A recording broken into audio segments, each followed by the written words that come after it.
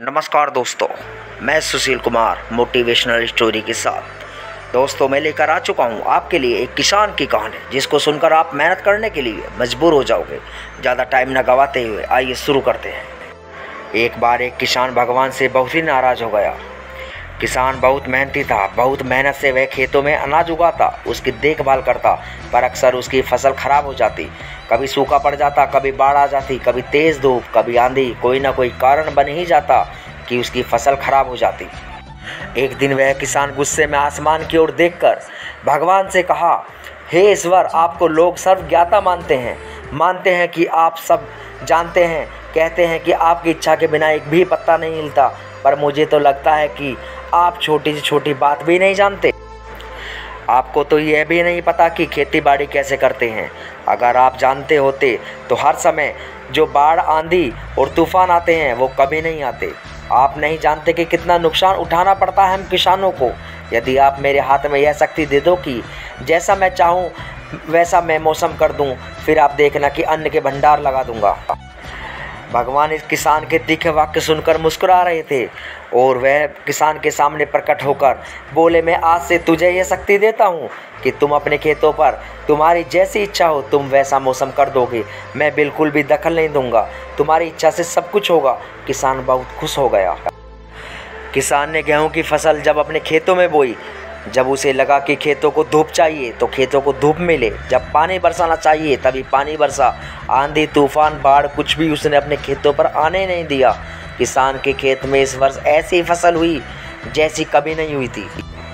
हरी भरी लहलाती फसल, मन ही मन में बहुत खुश हो गया और सोचने लगा, अब सबूत के साथ दिखाऊंगा भगवान को कि इसे कहते हैं शक्ति का सही उपयोग। मेरी सफलता देखकर उन्हें अपने नियम जरूर बदलने पड़ेंगे। कुछ दिन गुजरे, फसल काटने को तैयार हो गए। किसान बहुत उत्सुकता के साथ फसल को काटने लगा, पर जैसे ही उसकी नज़र गेहूं की बालियों पर गई तो उसने अपना सर पीट लिया और वह रोने चिल्लाने लगा। गेहूं की एक भी बाली के अंदर गेहूं का दाना नहीं था।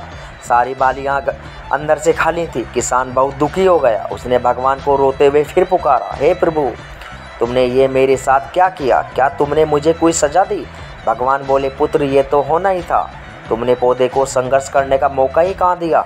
ना तो तुमने उन्हें आंधियों से जूझने दिया, ना तेज बारिश से सहने दिया और ना ही धूप में तपने दिया। एक भी चुनौती का सामना तुमने उन्हें नहीं करने दिया, इसलिए सारे पौधे अंदर से खोखले रह गए। जब आंधी, तूफान, तेज बारिश और धूप पड़ती है तभी ये पौधा अपने अस्तित्व को बचाने के लिए संघर्ष करते हैं और इसी संघर्ष से एक बल पैदा होता है जिसमें शक्ति होती है, ऊर्जा होती है। और यही ऊर्जा पूर्ति तेरे गेहूं के दानों की तरह जो नहीं फूटी, तूने उन्हें कठिन परिस्थितियों से गुजरने ही नहीं दिया जहां उनके अस्तित्व का जन्म होता है। सारी बालियां इसलिए खाली हैं, इसमें एक भी गेहूं का दाना इसलिए नहीं है क्योंकि तुमने अपने पौधे को संघर्ष कराया ही नहीं। याद रखिए, स्वर्ण में स्वर्णीय है आबाद तभी आती है तब वह आग में तपने, कलने, हथौड़े से पीटने जैसे संघर्षों से गुजरता है।